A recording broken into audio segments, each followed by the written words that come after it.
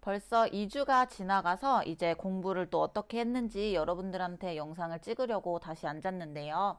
오늘은 7일 토요일이고요. 그리고 저는 10월 마지막 주랑 11월 첫째 주 공부를 시작을 했는데 이번 주부터는 매경 테스트를 진행을 한다고 여러분들한테 말씀을 드렸잖아요. 그래서 제가 매경 테스트 가지고 책을 지금 풀고 있어요. 근데 보시면 아시다시피 매경 테스트 책을 아직 많이 못 푼 상태예요. 이번 주에는 제가 바빠가지고 공부를 많이 못한 상황이어서 지금 매경 테스트 2주 끝장을 가지고 2주 동안 공부를 해서 이제 모든 내용을 숙지할 거다라고 말씀을 드렸는데 지금 그게 조금 어려운 상황이 됐고요.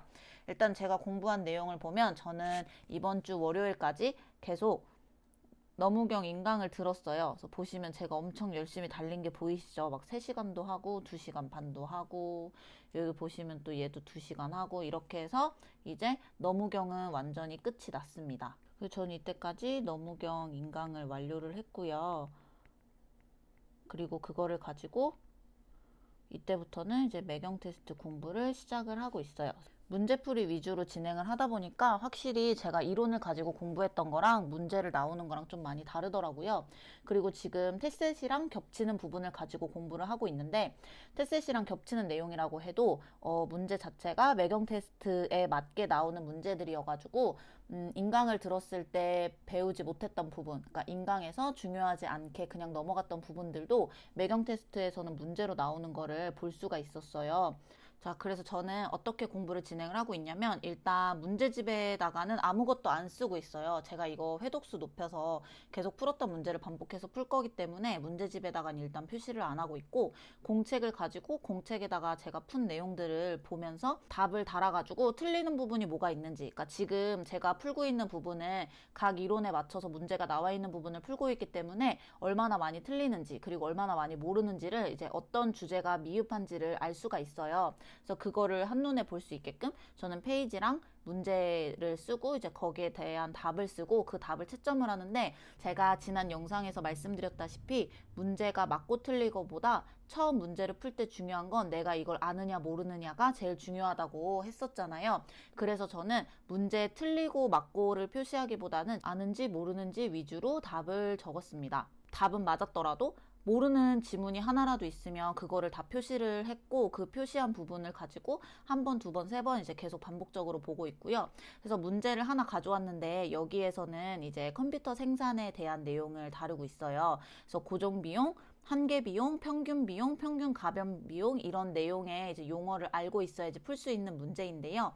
제가 이 문제를 가지고 온 이유는 저는 여기에서 나오는 여러 가지 용어들을 이미 인강을 통해서 익숙하게 접한 상황이긴 한데 제가 문제를 풀면서 뭐가 다르다는 걸 느꼈냐면 해설지를 보시면 평균 가변 비용이라는 것을 구하는 내용이나 뭐 이런 것들이 인강을 풀 때는 이런 용어보다는 이제 영어를 가지고 문제를 풀다 보니까 입에 배지 않고 머릿속에 기억이 많이 남지 않아서 제가 이 총 가변 비용은 TVC, 평균 비용은 AP 이런 식으로 위에다가 영어를 다 썼어요. 그래서 문제를 봤을 때 내가 익숙한 게 영어 용어다라고 하더라도 문제에서 한글 용어로 나오면 그 한글 용어에 익숙해져야 되는 게 맞거든요. 그래서 그런 부분을 익히기 위해서 이런 식으로 해설지에다가 이걸 쓰고 그리고 이 내용에 대해서 이 내용이 무엇인지를 적으면서 문제를 풀었습니다. 문제를 풀면서 확실히 인강을 듣는 거랑 달랐던 점이 뭐였냐면 제가 말씀드렸잖아요. 지난번 영상에서 문제를 풀 때 나오는 용어들을 가지고 내가 그 용어와 의미와 정의와 문제에선 어떻게 나오는지에 대해서 문제를 기반으로 외워야 된다. 그러니까 제가 모르는 용어나 모르는 내용은 사실상 없었어요. 문제를 풀 때 다 알고 있는 내용들이고 다 이미 인강을 통해서 학습한 내용이기 때문에 익숙한데 막상 문제로 나오니까 되게 헷갈리는 거죠. 내가 이거를 배웠었는데 이걸 의미하는 게 이게 맞았나? 이게 맞았나? 이런 생각이 문제를 푸는데 계속 들어서 확실히 문제를 풀면서 이 내용을 정리를 하고 익숙해지지 않으면 나중에 시험장에 가서 시험을 풀 때 그냥 이론만 안다고 해서 맞출 수는 없다라는 거를 되게 많이 느꼈고 제가 여러분들한테 기출이 중요하다. 문제를 반복해서 풀어봐야 된다라고 얘기하는 게 바로 그런 부분이에요.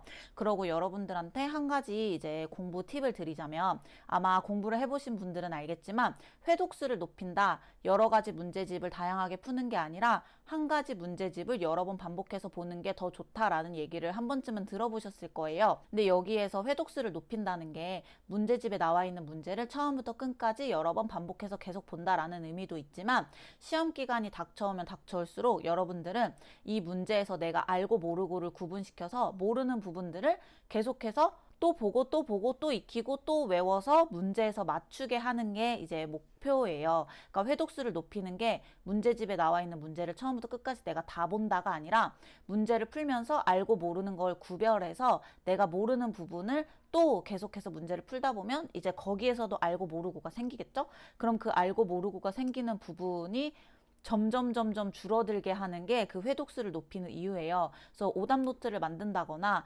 문제집에다가 뭐 이런 내용을 정리한다던가 하는 이유는 나중에 시험 보기 직전에 내가 잘 외워지지 않는 부분, 내가 암기가 잘 안 되는 부분이나 알고 있지만 자주 틀리는 부분, 그리고 내가 이거를 알아야 하는데 문제에서는 막히는 부분 같은 내가 헷갈리거나 외우지 못한 부분을 계속 보면서 그 부분을 틀리지 않도록 하는 게 목표거든요. 그래서 회독수를 높일 때 그냥 무작정 문제집을 대여섯 번 푼다라는 개념보다는 내가 문제를 풀면서 알고 모르는 걸 나누고 그 알고 모르는 걸 나누는 걸 바탕으로 시험에 그 내용이 나왔을 때 무조건 맞춘다라는 생각으로 문제를 푸시는 게 좋습니다. 그래서 회독수를 높인다는 게 무조건 많이 푸는 게 아니라 알고 모르는 걸 구별하는 게 제일 중요하다는 걸 다시 한번 말씀을 드리고 싶었고, 제가 2주 동안 공부한 내용을 가지고 영상을 올리는 건 이번이 마지막이에요. 이제 다다음 주부터 매경이랑 테스 시험이 시작되기 때문에 저는 남은 시간 동안 더 시간을 많이 할애해서